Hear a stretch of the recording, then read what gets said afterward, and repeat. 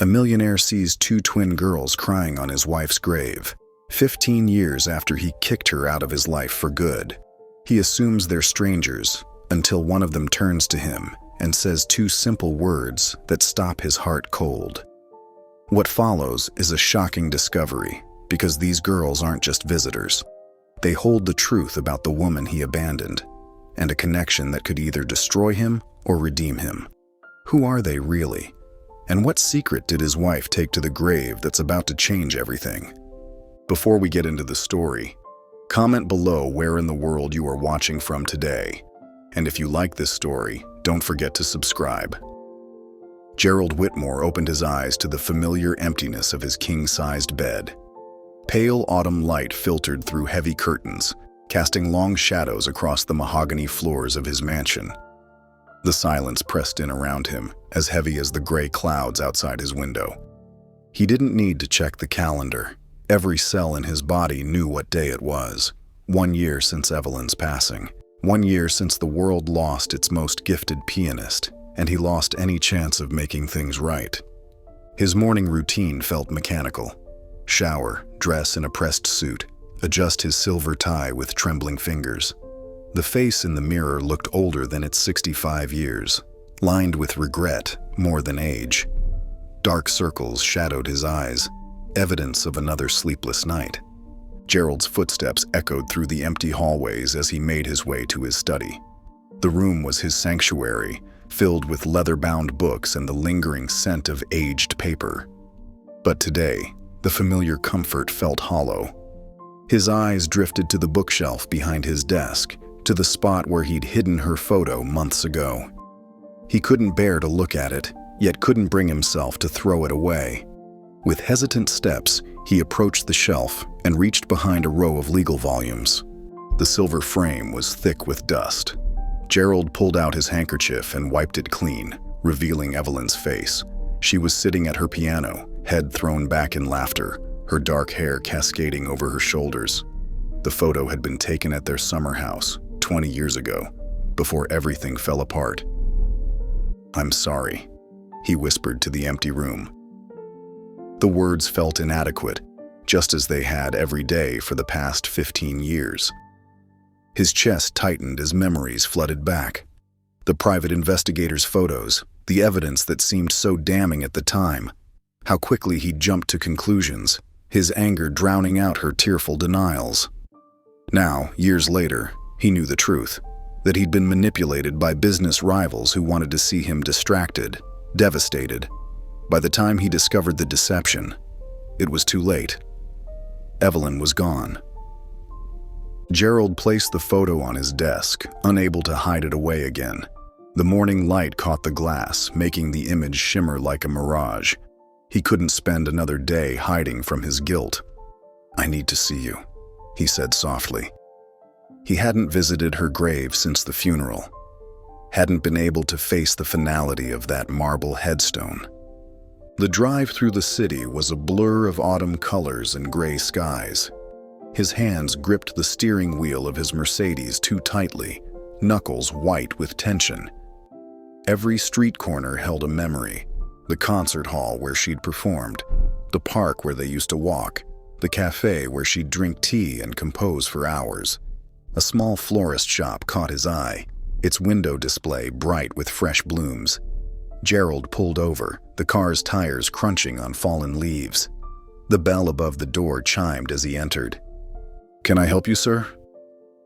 The young woman behind the counter smiled warmly.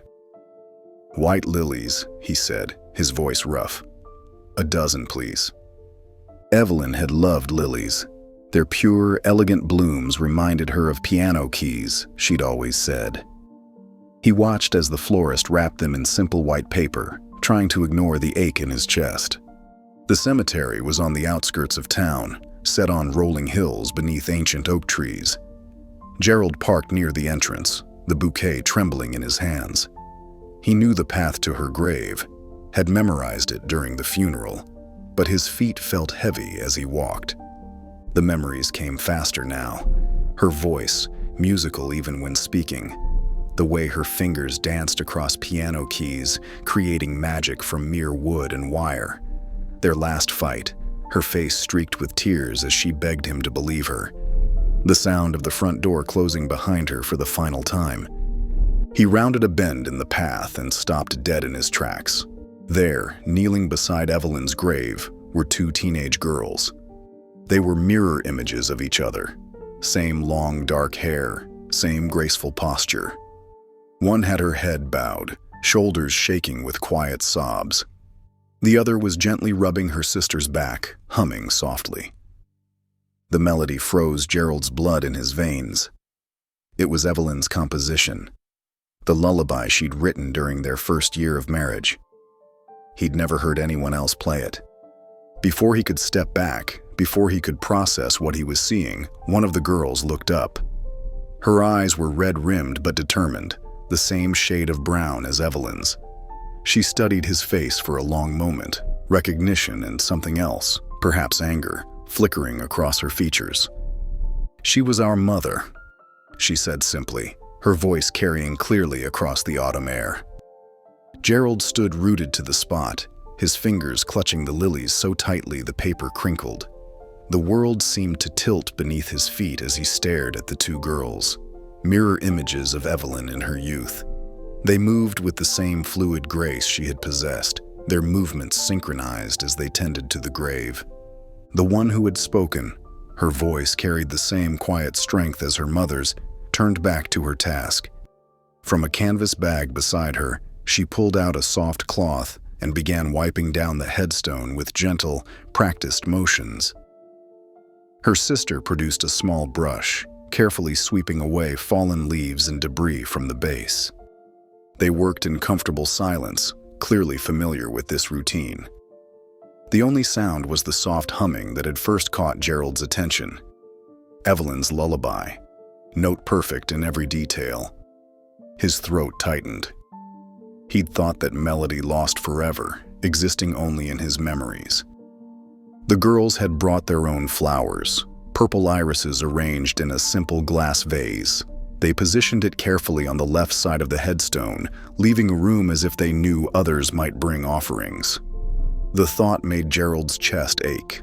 How many Sundays had they performed this ritual while he sat alone in his study, drowning in regret? Finally, he found his voice. "Who?" He had to clear his throat and try again. "Who are you?"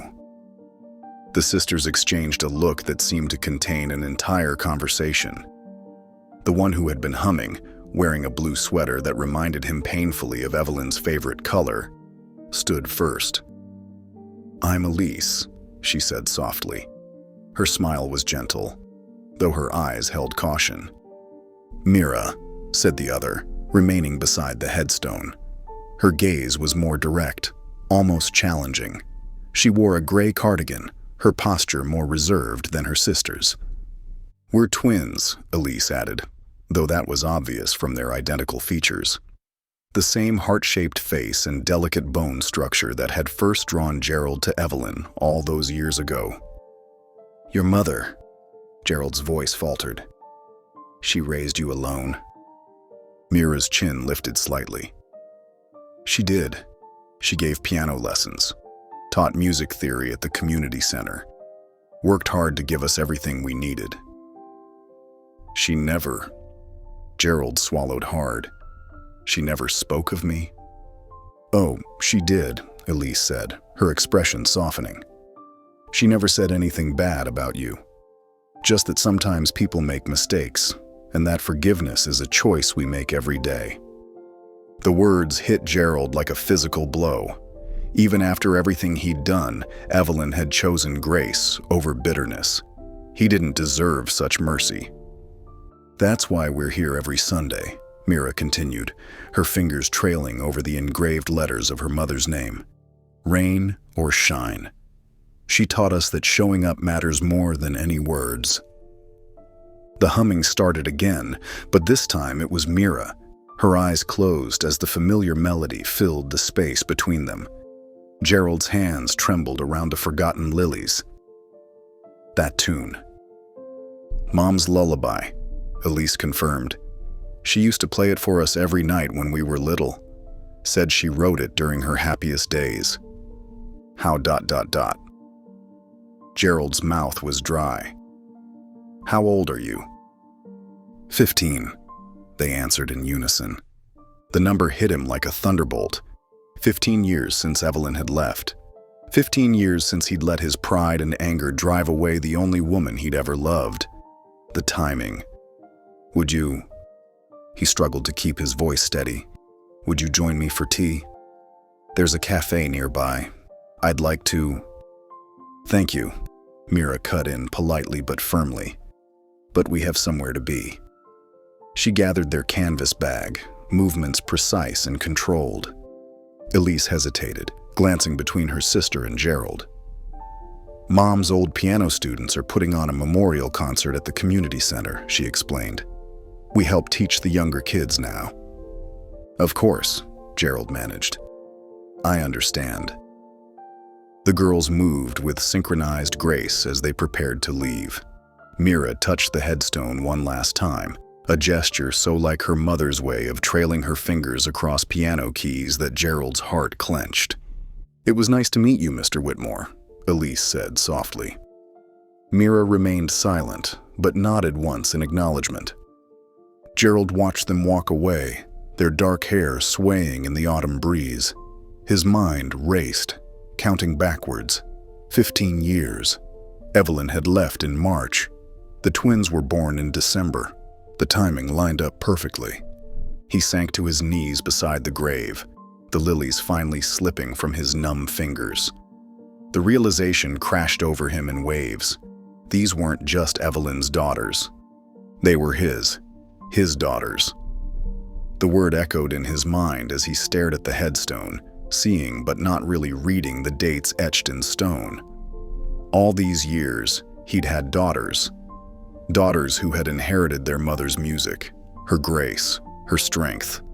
Daughters he'd never known existed. The magnitude of what he'd lost, not just Evelyn, but 15 years with his children, pressed down on him like a physical weight. His heart pounded against his ribs as the full implications settled into his bones. They were his daughters, and they had grown up without him. Had celebrated 15 birthdays, learned to walk, to talk, to play music, all without him. While he'd sat in his mansion, nursing his guilt and regret, they'd been out in the world, becoming extraordinary young women under Evelyn's guidance. The autumn wind rustled through the trees overhead, carrying away the last notes of Evelyn's lullaby. Gerald remained kneeling beside the grave, his world forever altered by this Sunday morning revelation. The next morning, Gerald's usual breakfast sat untouched on the mahogany dining table. His housekeeper, Mrs. Chen, had prepared his favorite, eggs Benedict with fresh hollandaise, but he couldn't bring himself to eat. His mind kept replaying yesterday's encounter, each twin's face etched in his memory like a photograph he couldn't put down. The grandfather clock struck 8, its deep chimes echoing through the empty halls. Gerald grabbed his coat, ignoring Mrs. Chen's concerned look as he hurried past. The drive to the cemetery felt shorter this time, urgency pushing his foot heavier on the gas pedal. Morning dew still clung to the grass as he made his way through the iron gates. His shoes grew damp as he walked the familiar path to Evelyn's grave, hope rising with each step. But when he reached the spot, he found only yesterday's flowers, his forgotten lilies now properly arranged in the vase alongside the twins' purple irises. He waited for an hour, watching the sun climb higher in the sky. No one came. The next day, he tried again, and the next. Each morning, he arrived earlier, stayed longer, but the girls never appeared. By Thursday, the flowers had wilted, their petals scattered across the wet grass. Still, he came back, driven by a desperate need to see them again, to understand. Friday afternoon found him parked outside the town's public library, a modest brick building with large windows and worn wooden steps. Inside, the scent of old books and furniture polish wrapped around him like a familiar blanket. At the main desk, a librarian with silver-streaked hair looked up from her computer. "Can I help you?" she asked, adjusting her reading glasses. Gerald cleared his throat.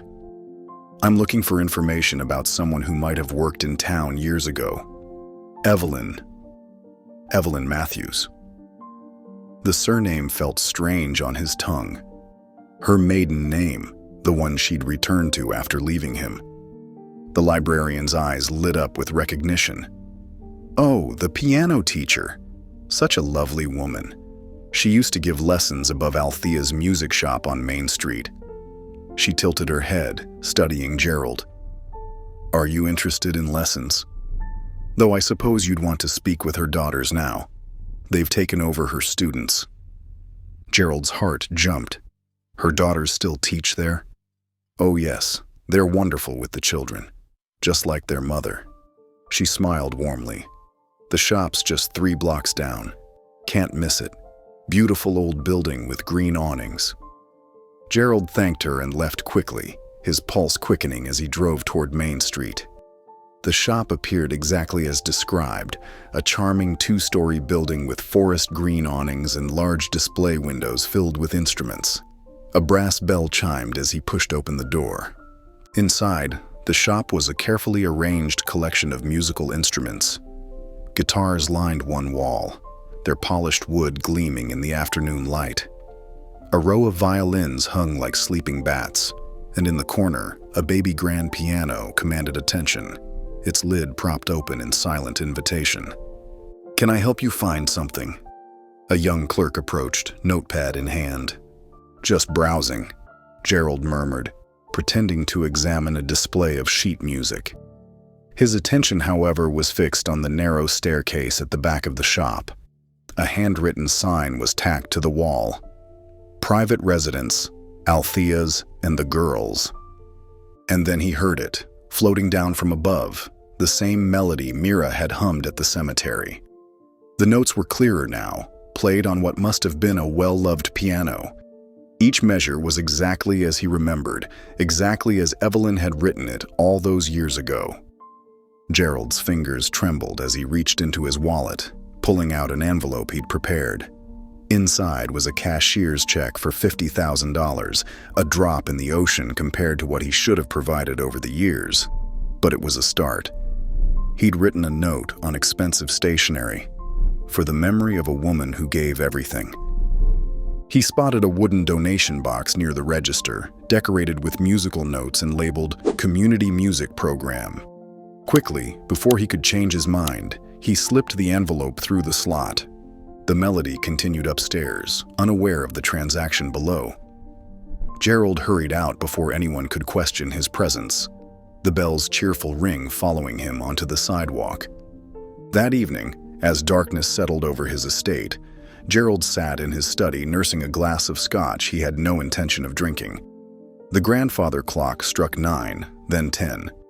At 11:30, the security system chimed, alerting him to movement at the front gate.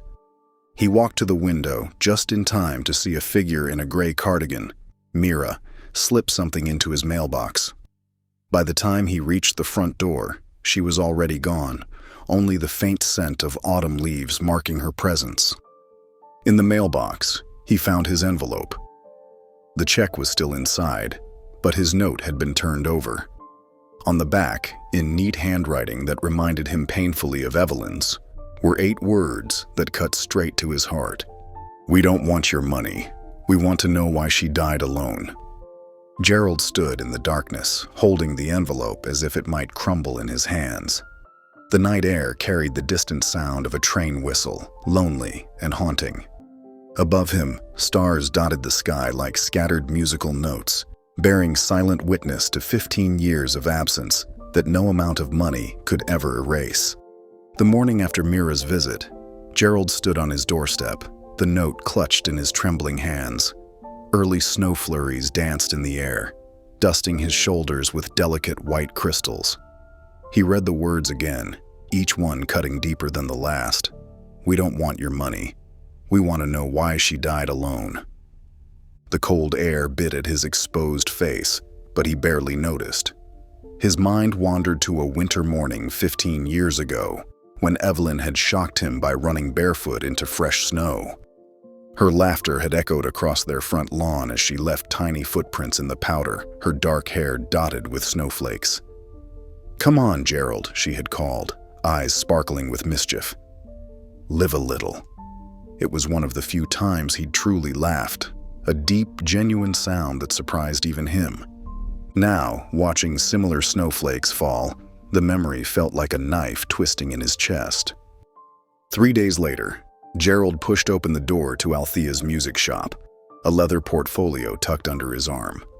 The familiar brass bell announced his arrival, and the shop's warm interior provided a welcome respite from the deepening winter chill. He had carefully selected several vintage sheet music collections from his library, pieces he knew Evelyn would have appreciated. Miss Althea stood behind the counter, her silver hair pulled back in a neat bun, wire-rimmed glasses perched on her nose. The moment their eyes met, Gerald knew she recognized him. Her spine straightened, and her friendly shopkeeper's smile faded into something more guarded. "Mr. Whitmore," she said quietly. Not a question, but a statement. Her eyes held 15 years of unspoken accusations. Gerald's hands shook as he placed the portfolio on the counter. "These belong to my grandmother," he said, his voice rougher than he intended. "I thought perhaps the shop could make use of them." Althea studied him for a long moment, her expression unreadable.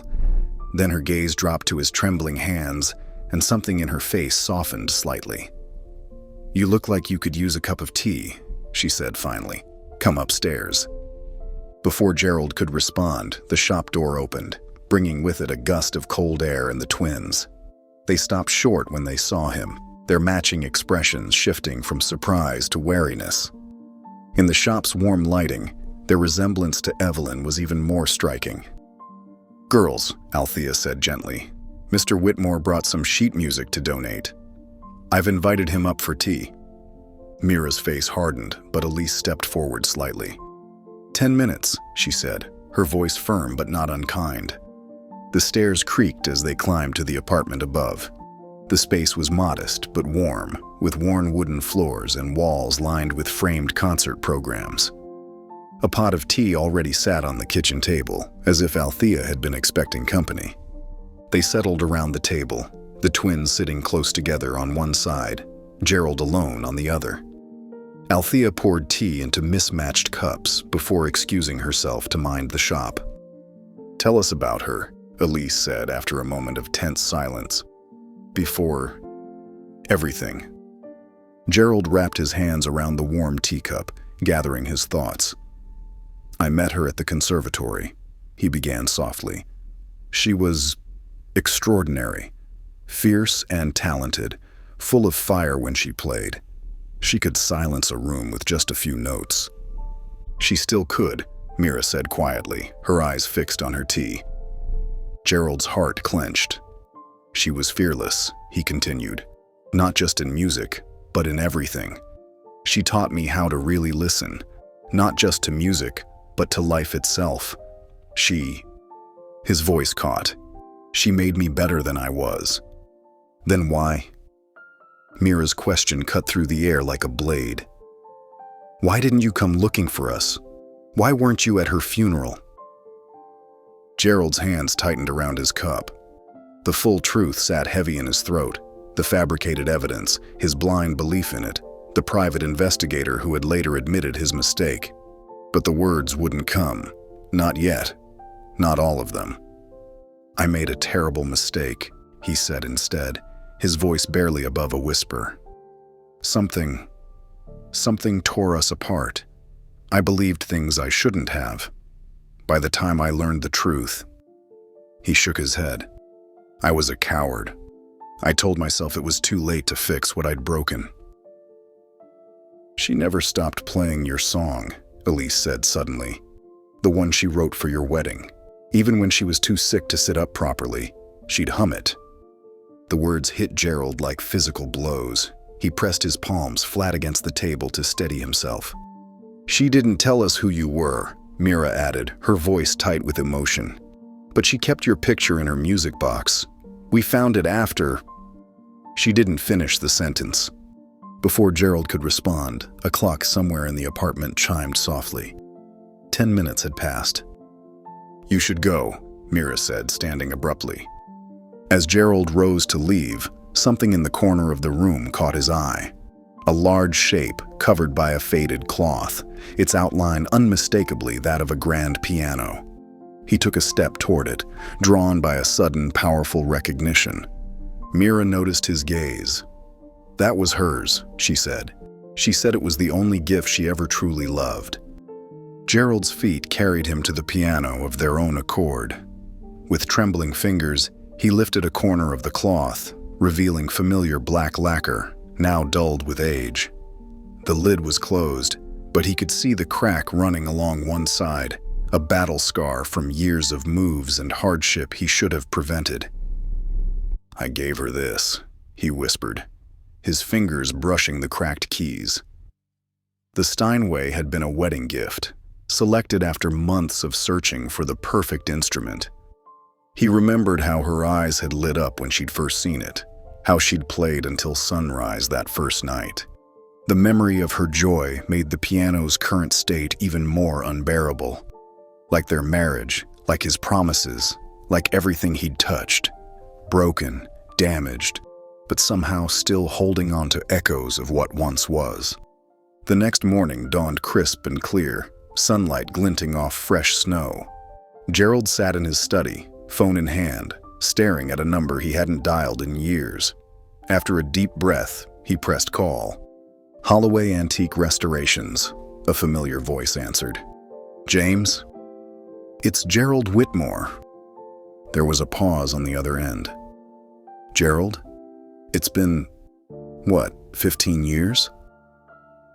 "Too long," Gerald agreed, his free hand fidgeting with a pen on his desk. "I need your expertise on a Steinway. Quietly."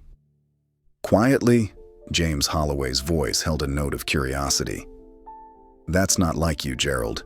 Your restorations usually come with galas attached." Gerald closed his eyes, remembering the lavish parties he'd thrown to showcase restored instruments. How different things were now. "This one's special, James. I'd prefer to keep it private." "Intriguing. When and where?" "This afternoon, if possible. There's a music shop downtown, Althea's. The piano's upstairs." "Althea's?" James paused again. "I know the place. But Gerald, that's not exactly your usual venue." "No," Gerald said softly. "It's not." After arranging the details, Gerald drove through the snow-lined streets to Althea's shop.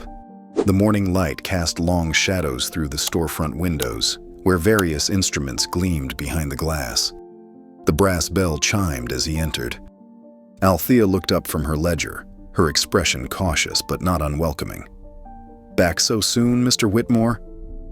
"I'd like to restore the Steinway," he said without preamble. "If you'll permit it." Althea's pencil stilled on the page. She studied him over her glasses, weighing his words. Before she could respond, movement near the stairs caught their attention.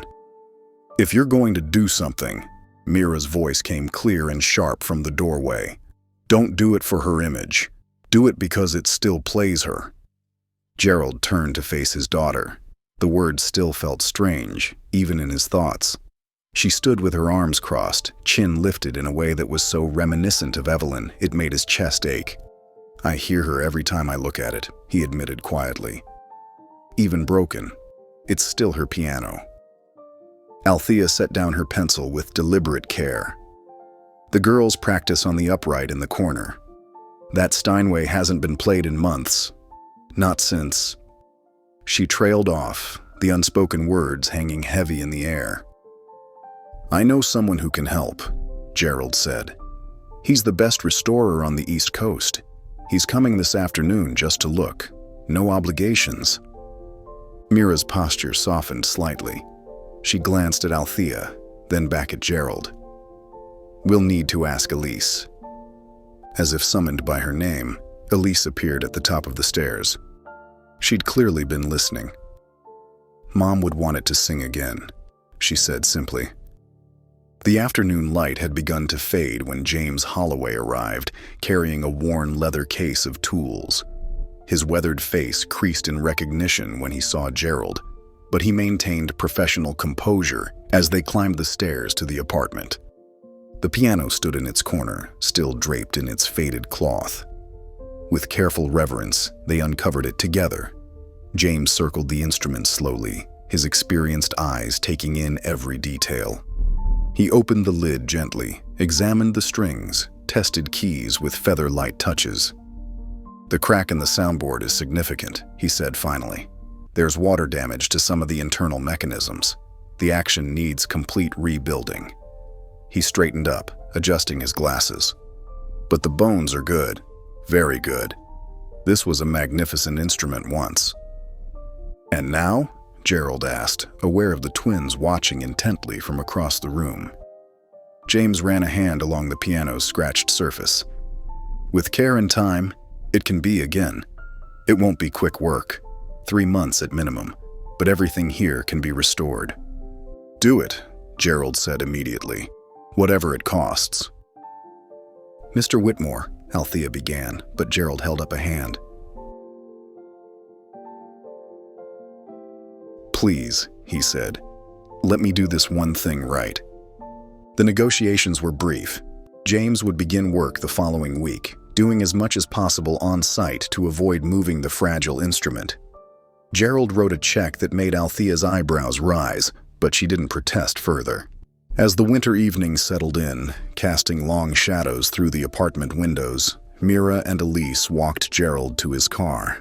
Snow had started falling again, soft flakes catching in the glow of street lamps.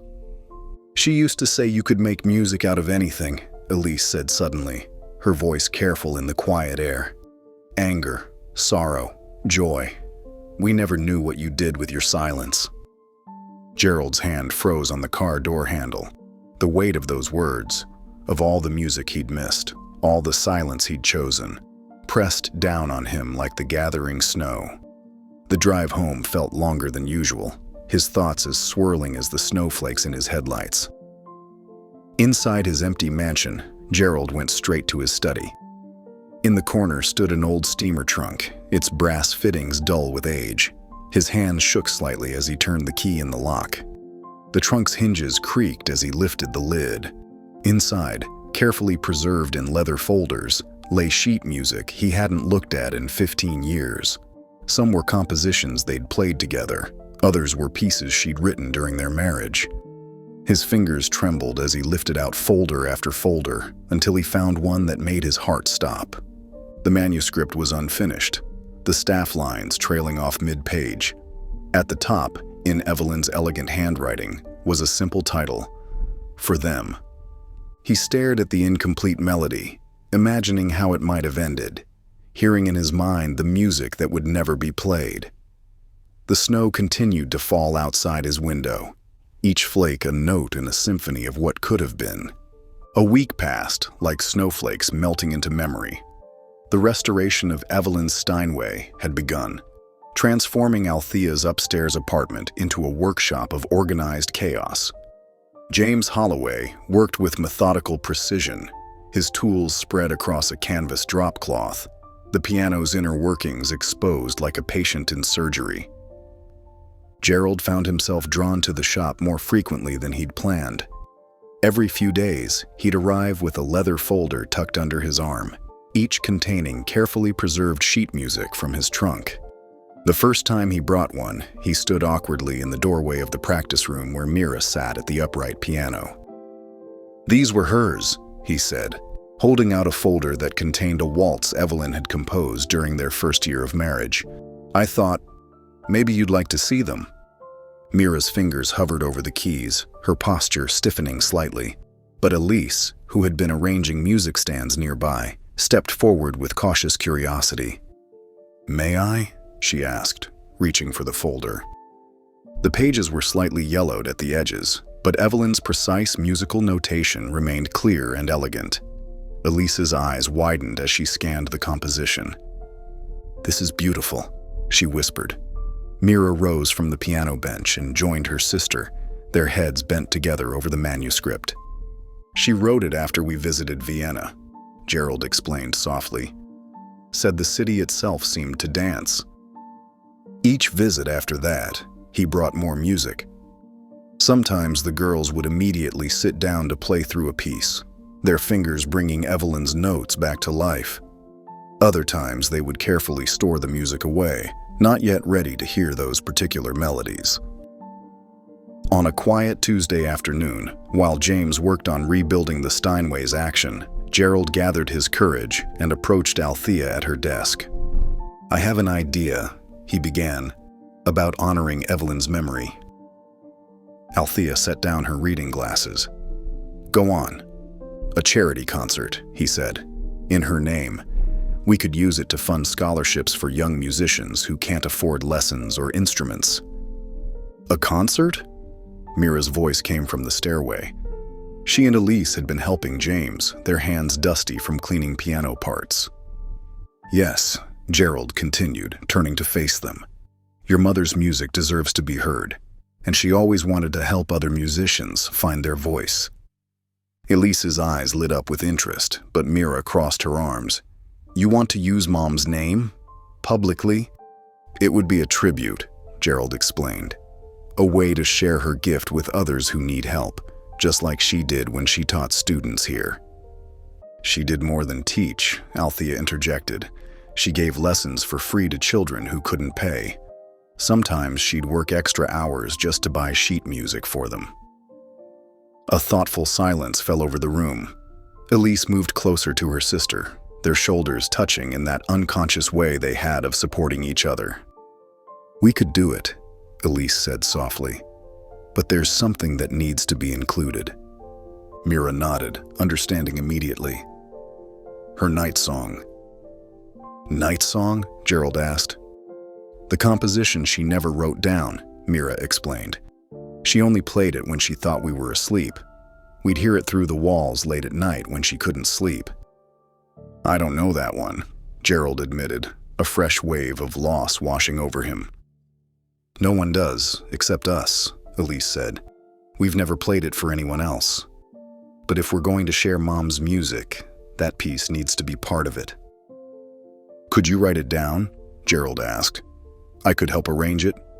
"No," Mira cut in, her voice firm but not unkind. "We need to do this part ourselves first. It was her private song. We need to honor that."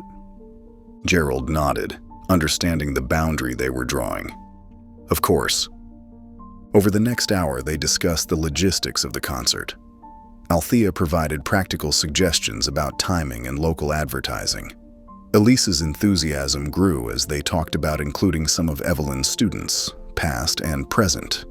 Even Mira began to warm to the idea, especially when discussing how the scholarship fund would work. That evening, after leaving the shop, Gerald drove across town to the Riverside Concert Hall. The grand building stood proud against the darkening sky, its classical columns and wide steps unchanged from 15 years ago. He remembered bringing Evelyn here for her audition, remembered her confidence as she walked onto the stage. The rejection letter had been polite but clear in its subtext.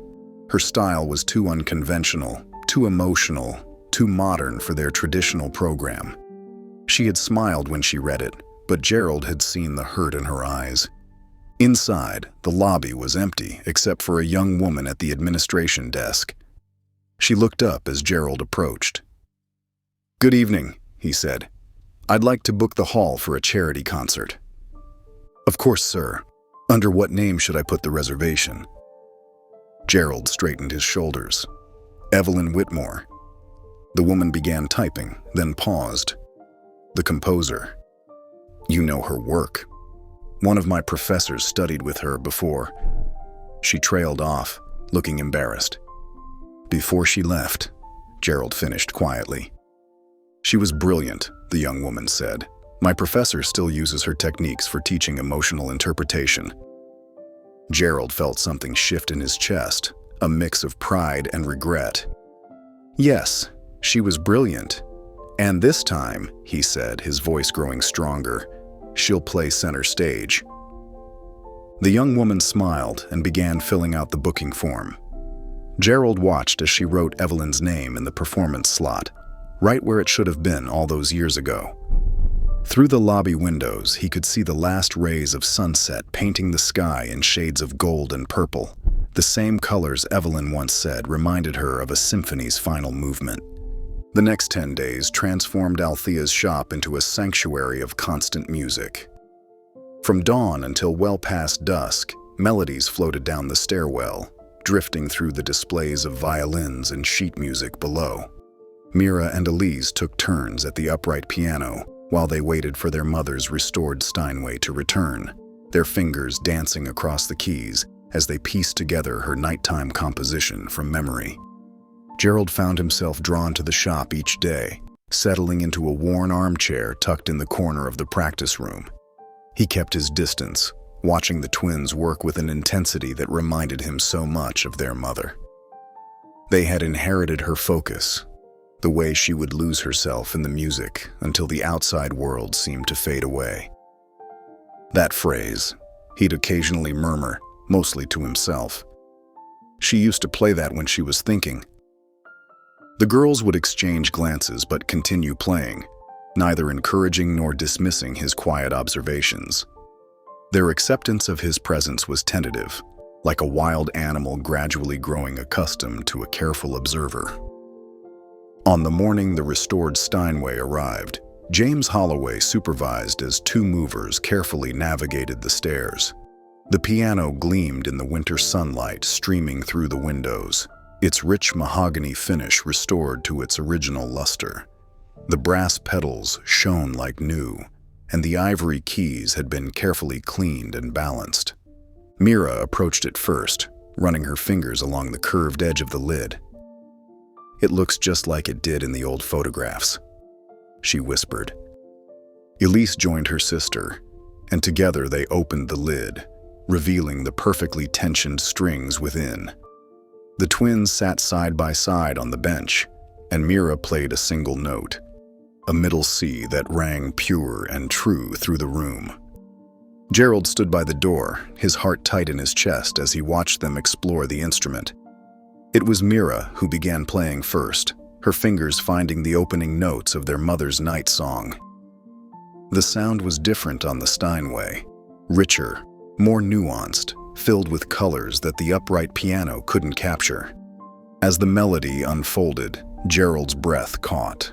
There, in the middle of their mother's private composition, was a phrase he recognized, a fragment of a lullaby Evelyn had written years ago when they were first married. "Wait," he said softly, not wanting to interrupt but unable to contain himself. "That part there. She used to sing that to herself while she worked." Mira's hands stilled on the keys. "What do you mean?" "It's from an old lullaby she wrote. She had this theory about musical phrases being like little pieces of memory, how they could be woven together in different ways." Gerald stepped closer to the piano. "There was a bridge section she composed for it. It might fit here if you're interested." The twins shared one of their silent conversations, communicating through subtle shifts in expression. Finally, Elise nodded. "Show us." Gerald hummed the bridge section carefully, and Mira picked it up immediately, her perfect pitch capturing each note. When they wove it into the night song, it fit as if it had always been meant to be there, a musical conversation between past and present. "That's..." Elise started. "Perfect," Mira finished, her fingers still resting on the keys. Miss Althea appeared in the doorway, announcing she'd brought lunch, sandwiches and hot tea to ward off the winter chill. As they gathered around the small table in the corner, Gerald found himself sharing more memories, each one emerging like notes from a long-forgotten song. "She had this habit," he said, spreading mustard on his sandwich, "of tapping rhythms on any surface she could find when she was happy. Countertops, table edges, windowsills, anything that would make a sound. Sometimes she'd do it for hours while she composed." "She did that our whole lives," Elise said, smiling. "We used to try to guess what she was working on just from the rhythm." "I still catch myself doing it," Gerald admitted, then demonstrated on the table edge, a specific pattern of taps that made both girls freeze. "That's from her spring concerto," Mira said. "The one she wrote about the garden." "Yes," Gerald nodded, surprised they recognized it. "She composed it the year we planted cherry trees along the driveway." The afternoon passed in a blur of practice and shared memories, each one building a fragile bridge between Gerald and his daughters. As evening fell, the twins packed up their music and headed home, leaving Gerald alone in the shop with Miss Althea's permission to stay a while longer. He sat in the growing darkness, listening to the settling sounds of the old building. The Steinways' presence filled the room like a silent guardian, its polished surface reflecting the last traces of daylight. He thought about Evelyn, about how she would have loved seeing their daughters play her beloved instrument. Footsteps on the stairs made him look up. Elise stood in the doorway, holding something in her hands. She crossed the room slowly, as if still deciding whether to proceed. "I found this while we were going through Mom's things," she said, holding out what appeared to be a photograph. "I've been trying to decide whether to show you." Gerald took it carefully. In the dim light, he could make out Evelyn's face, younger and tired, but radiant with joy. She was sitting in a hospital bed, holding two tiny bundles, the twins, just hours old. Her smile was brilliant, despite the shadows under her eyes, and she was looking at her daughters with such pure love, it made his chest ache. "I've never," he started, his voice rough. "I've never seen this." "She kept it in her special box," Elise said quietly, "along with her wedding ring and your letters from before. Everything. She always told us that someday, if things changed, if you changed, we should show it to you." She paused, watching him study the photograph. "She always hoped one day you'd deserve to see this." Gerald traced the edge of the photo with a trembling finger, taking in every detail. The way Evelyn's hair fell across her shoulder, the proud tilt of her chin, the protective curl of her arms around their daughters. The next morning, Miss Althea arrived early to find a new addition to her shop window. There, in a simple black frame, hung the concert poster. The design was elegant and understated, featuring a single piano key and musical staff. The text read in graceful script, "A night for Evelyn, one stage, one memory, one melody." Below it, in smaller text, featuring the original compositions of Evelyn Whitmore, performed by Mira and Elise Whitmore. The evening before the concert settled over the music shop like a heavy velvet curtain. Outside, streetlights flickered on one by one, casting long shadows through the frost-edged windows. Inside, nervous energy filled the practice room as Mira and Elise ran through their final rehearsal. Gerald sat in his usual corner, watching his daughters work through the complex passages of their mother's music. Their fingers flew across the restored Steinway's keys with practiced precision, but he could see the tension in their shoulders, the way Elise's foot tapped anxiously against the floor during rests. When they finished the piece, both girls remained seated at the piano, shoulders touching, drawing comfort from each other's presence. "That was beautiful," Gerald said softly, meaning it. "Your mother would have been proud." Mira's hands tensed on the keys. "What if we mess up? What if we can't do her justice?" "You already have," Gerald replied, his voice gentle but firm. "Every time you play, every note you bring back to life, you're carrying her forward. That's all she ever wanted." Elise turned on the bench to face him. "How can you be so sure?" "Because I knew her," Gerald said simply. "When she played, it was never about perfection. It was about truth. And when you two play her music..." He paused, searching for the right words. "It's like she's here again, speaking through your hands." The twins exchanged one of their silent looks, the kind that seemed to carry entire conversations in a glance. Mira stood abruptly and walked to the storage room, leaving Elise and Gerald in momentary silence. When she returned, she held a sealed envelope, yellowed slightly with age. The paper was thick, expensive, the kind Evelyn used to save for special occasions. Gerald recognized her handwriting immediately, the elegant slope of her letters unmistakable.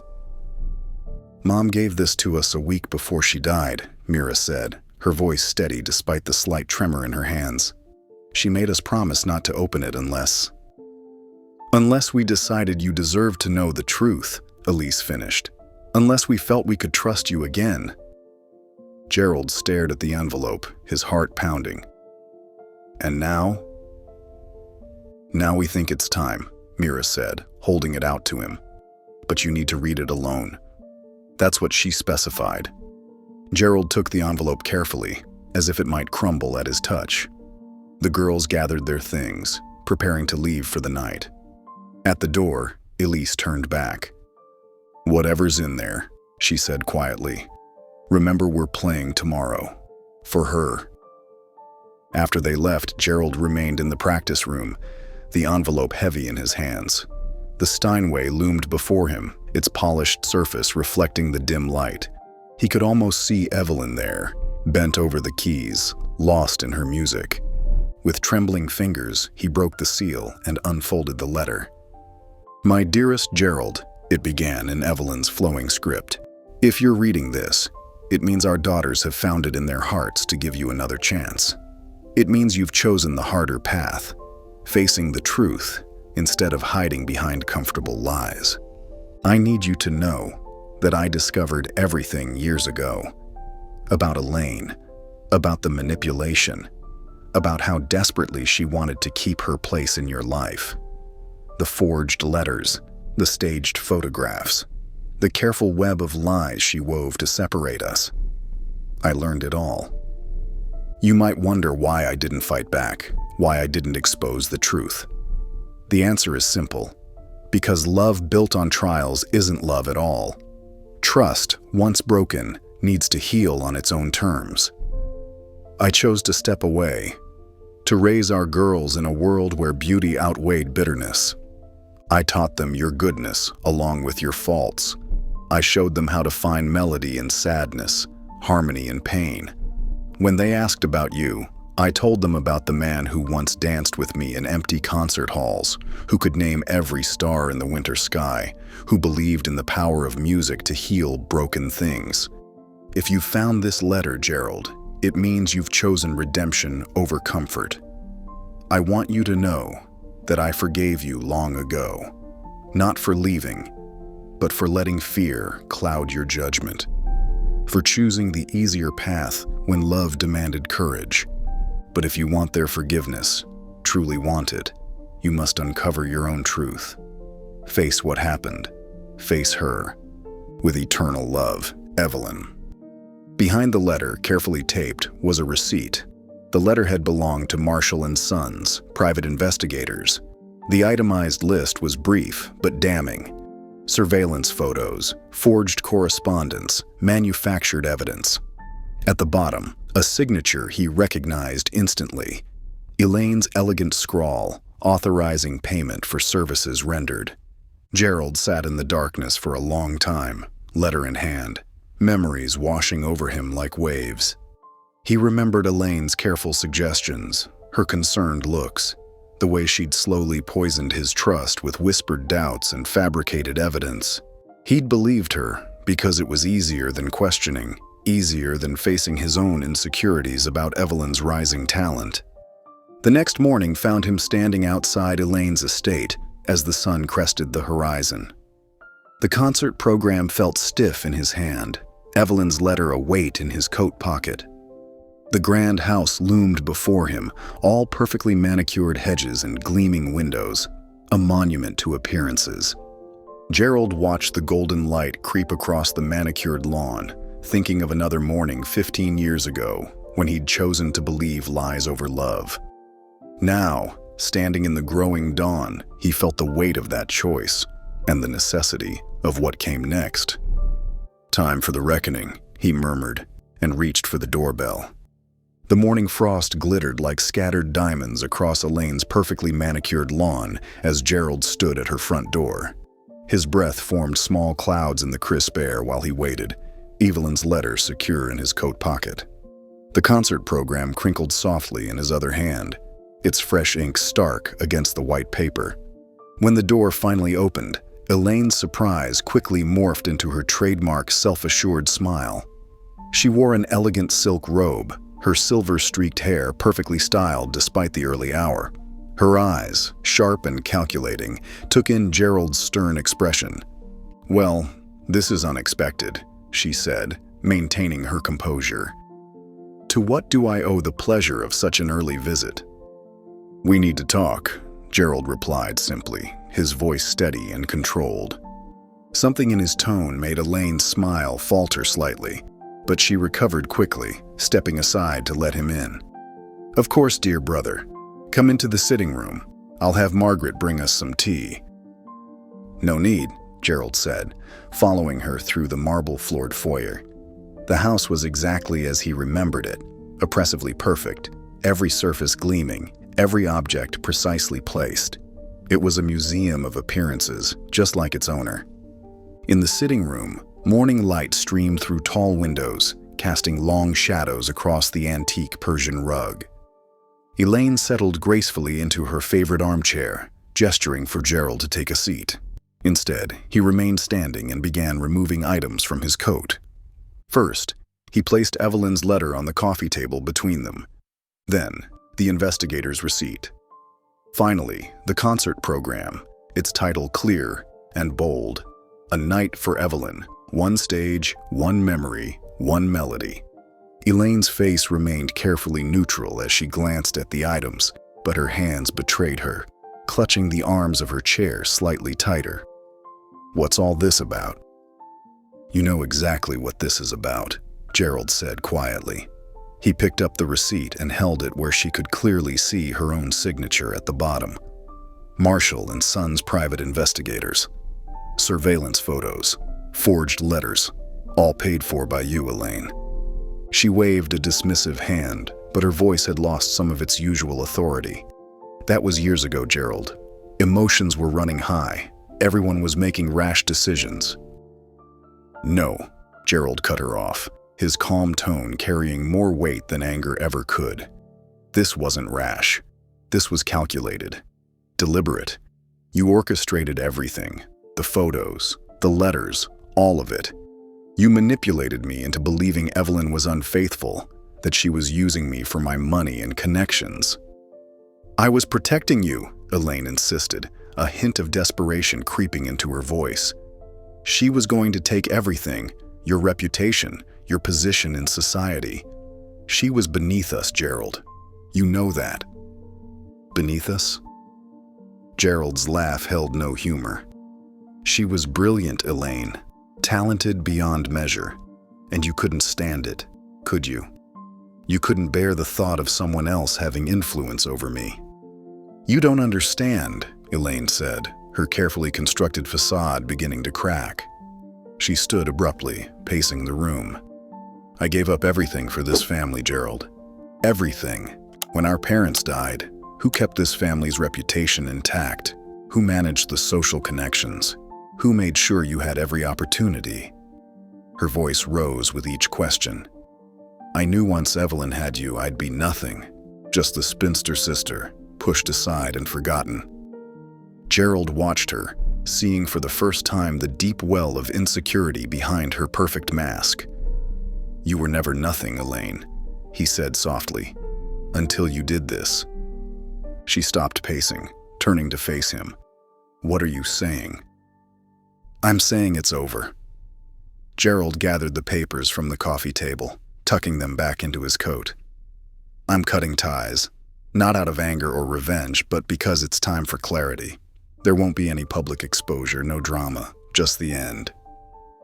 "You can't mean that," Elaine whispered, her composure finally shattering completely. "I'm your sister, your only family." "No," Gerald said firmly. "I have family. 2 daughters who grew up without a father because of your lies. two remarkable young women who somehow learned grace and forgiveness from their mother, despite everything that was taken from them. He moved toward the door, then turned back one last time. "You will not have access to me, or to them." Elaine stood frozen in her perfect sitting room, surrounded by all her carefully curated possessions, as Gerald walked away. He didn't look back as he left the estate, didn't acknowledge her calling his name. The morning sun had risen fully now, burning away the last of the frost as he got into his car. He drove straight to the concert hall, arriving hours before the evening's performance. The stage crew was just finishing their setup, adjusting lights and checking microphones. The space smelled of wood polish and anticipation.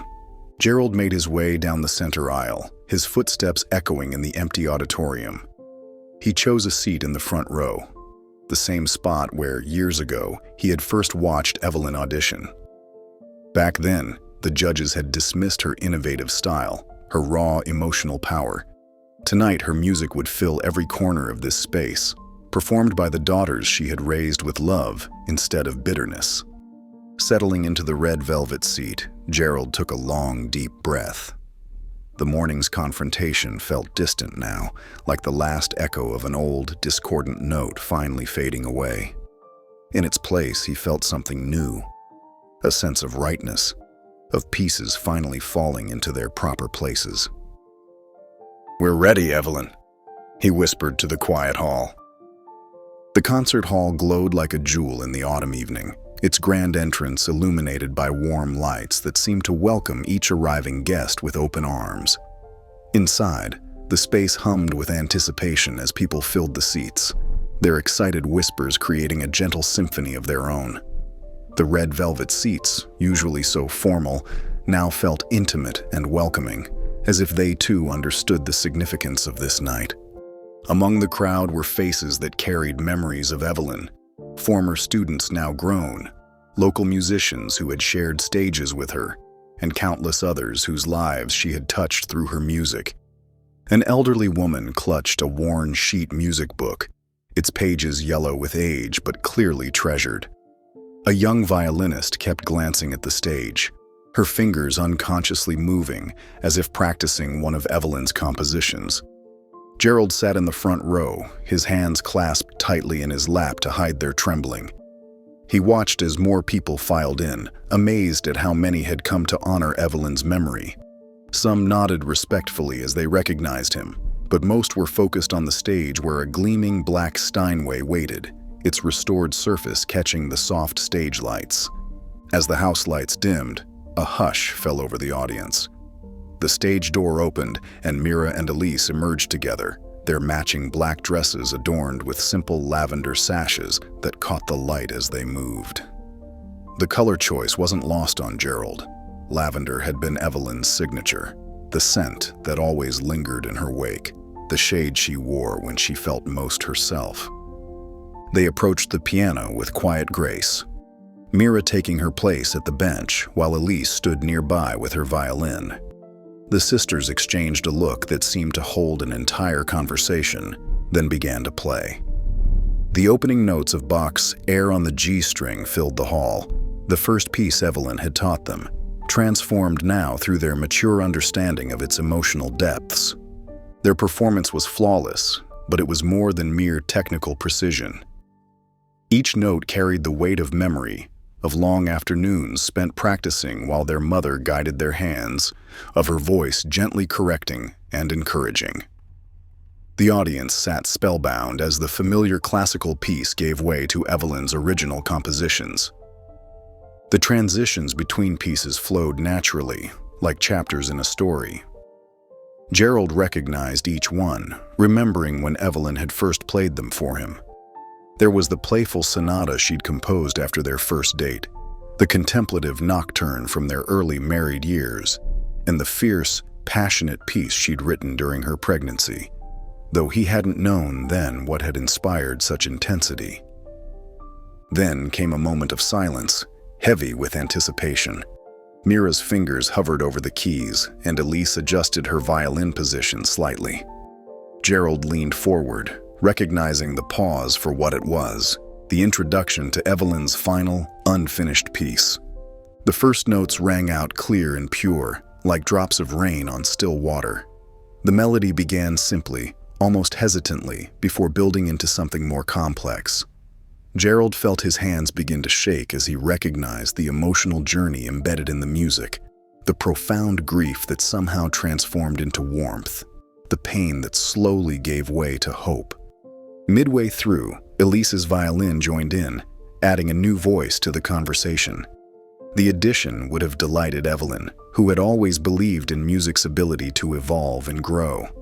The violin's sweet, clear tone wrapped around the piano's deeper voice, like a tender embrace. When they reached the bridge section that Gerald had helped develop, he could hear how perfectly it connected the pieces of Evelyn's original composition. Mira's fingers moved confidently through the passage, making it sound as if it had always been there, waiting to be discovered. The final note hung in the air like a held breath, resonating through the hall with all the power of unspoken words and unexpressed emotions. For a moment, complete silence reigned. Then the audience erupted into thunderous applause, rising to their feet in a wave of appreciation and understanding. But Mira and Elise didn't look at the standing crowd. Their eyes found Gerald, still in his front row seat, tears streaming down his face unashamedly. In their gaze, he saw echoes of Evelyn, her strength, her grace, her capacity for forgiveness. Elise stepped forward to the microphone, her voice steady despite the emotion visible on her face. "This was our mother's song," she said simply, the words carrying clearly through the hall. She called it Forgiveness. Tonight, it became a duet. Gerald stood slowly, his heart too full for words. He bowed deeply to his daughters, a gesture of respect, of gratitude, of love, as the applause continued to fill the hall. In that moment, surrounded by the music that had brought them together again, he felt the weight of years of separation and misunderstanding finally lift. Through Evelyn's greatest gift, her music, their broken family had found its way back to harmony.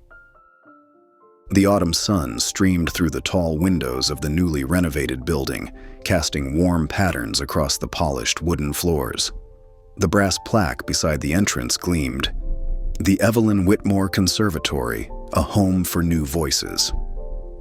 Inside, the halls echoed with the sound of footsteps, practice rooms coming alive with scales and etudes as young musicians found their way to morning lessons.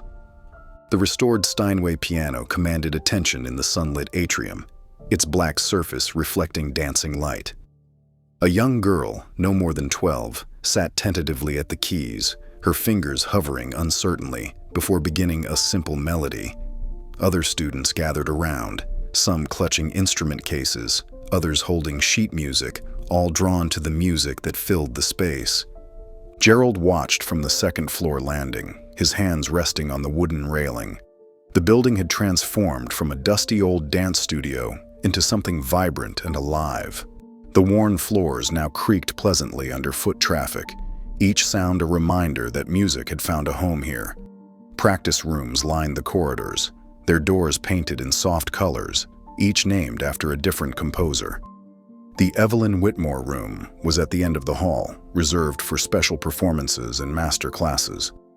The morning light caught the silver in Gerald's hair as he made his way down to his small office. Photos lined the walls, not the formal portraits that had once dominated his mansion, but candid shots of students performing, Mira and Elise teaching, and one particularly precious image of Evelyn at her piano, lost in composition. The space felt lived in, personal, nothing like the cold elegance of his former life. Upstairs, in his modest apartment above the school, sheet music covered every surface. The furniture was simple but comfortable, chosen for practicality rather than show. Through his window, he could see the spire of Althea's shop several blocks away, where Mira and Elise still made their home. The arrangement felt right, close enough for family, but with space for everyone to grow. The twins had settled into their new routine with remarkable grace. Mornings were spent at the prestigious Hamilton Conservatory, where they'd earned full scholarships. Afternoons found them at the Evelyn Whitmore Conservatory, teaching younger students with a patience that reminded Gerald so much of their mother. Althea often joined them, her sharp wit and warm heart making her a favorite among the students.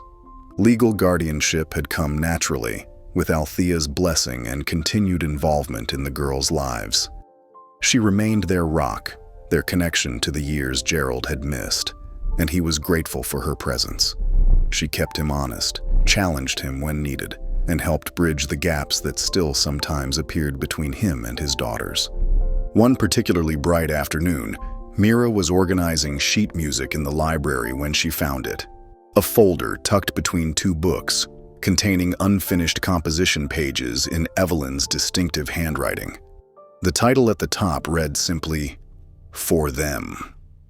Her hands trembled as she opened it, recognizing fragments of melodies she'd heard late at night when her mother thought no one was listening.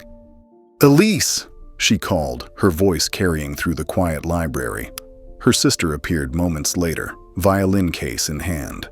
They sat together at a small table, carefully spreading out the yellowed pages. "Look at the date," Elise whispered, pointing to the corner. It was from their early childhood, around the time Evelyn had first started teaching them music. Gerald found them there an hour later, both bent over the pages, humming parts and making notes. He approached quietly, not wanting to intrude on their moment of discovery, but Mira looked up and gestured for him to join them. "She never finished it," she explained, showing him the abrupt end in the middle of a phrase. "But I think we could."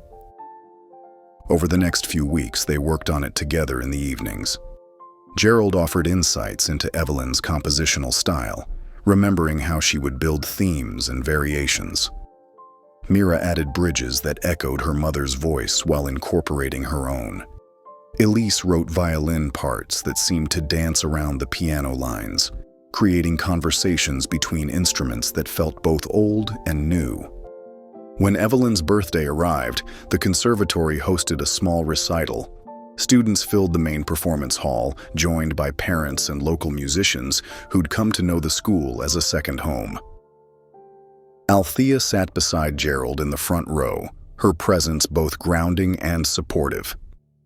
The program began with student performances, a young cellist playing Bach, a piano quartet tackling Mozart, a violin student performing one of Evelyn's simpler pieces. Each performance carried its own charm, its own promise of growth and discovery.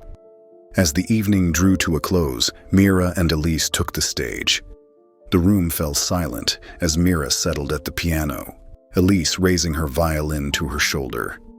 No introduction was needed. Everyone knew what this piece meant. "For Them" began softly, like a lullaby. The melody carried echoes of Evelyn's other works, but transformed through the lens of memory and love. Mira's fingers moved with certainty across the keys, while Elise's violin soared above the piano line, adding layers of emotion that words could never express. The piece moved through various moods, playful sections that might have been inspired by watching her young daughters at play, contemplative passages that spoke of quiet moments and gentle teachings, and finally, a triumphant resolution that belonged entirely to Mira and Elise, their own voices joining with their mother's in perfect harmony. As the final note faded into the hushed room, Gerald closed his eyes, feeling tears slide down his cheeks. "You didn't die alone, Evelyn," he whispered, his words meant only for her memory. "You lived in them, and now they've brought you home." The applause began softly, then grew, filling the hall with warmth and appreciation. Students, teachers, and parents rose to their feet, acknowledging not just the performance, but the journey that had brought them all to this moment. If you enjoyed the story of Gerald, I handpicked this next story that you will enjoy. Please don't miss this one. Click here to watch it.